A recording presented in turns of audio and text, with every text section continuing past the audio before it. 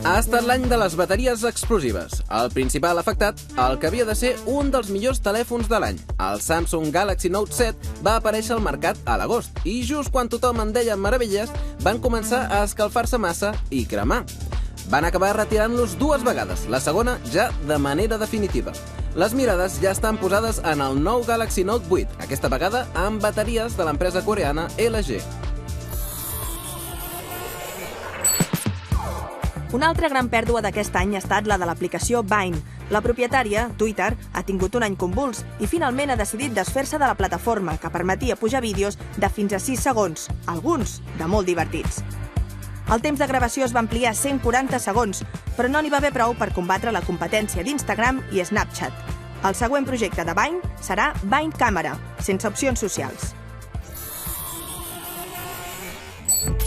Els vídeos VHS ja en sonen molt antics, però fins fa res encara hi havia empreses que en feien negoci.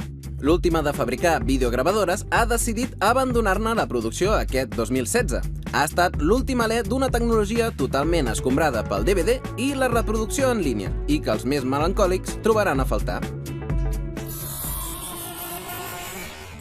Google també ha decidit acabar aquest any amb el projecte Ara.